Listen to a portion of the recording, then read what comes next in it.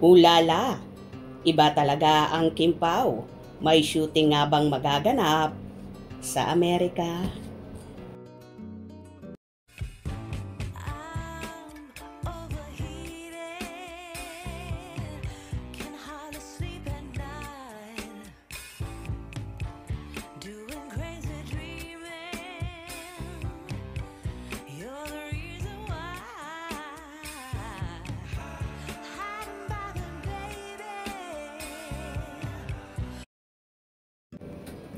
Kaliwat kanan ang tanong ng mga fanay ni Kim Chiu at Paolo Avellino sa kumakalat na balitang matapos mag-shoot ng Kim Pao sa Cebu ay pupunta naman sila sa Los Angeles, California para doon kunan ang iba pang eksena ng bagong serye nilang The Alibi.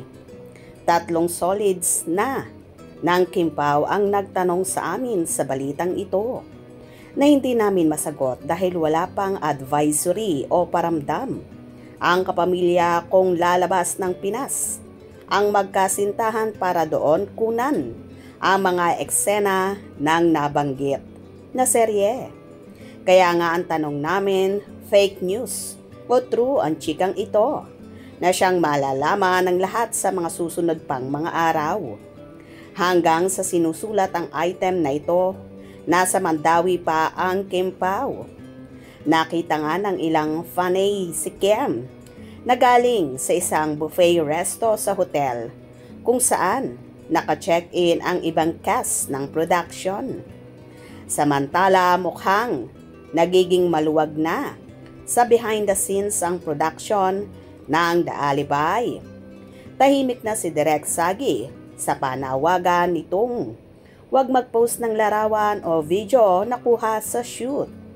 Ilan na rin sa mga co-stars ng Kim Pao ang naglabas ng larawan ni Kim at Paolo na kuha habang kinukulot ang buhok ni Kim.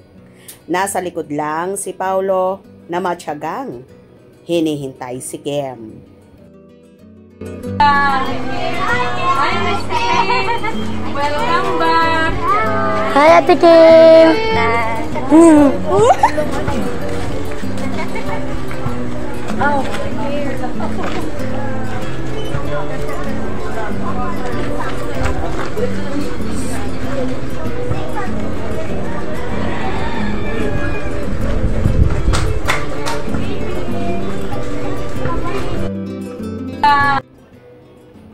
Well, kung totoo man ang magiging shooting ng ilang eksena sa Amerika, abay masasabing bonggacious talaga ang Kim Pao at maraming mga fanay ang matutuwa na ngayon pa nga lang ay tila so excited na at atat na atat ng mapanood ang The Alibi series ni Kim at Paolo na for sure maraming pasabog na nakakagulat at mga kakakikilig na mga eksena.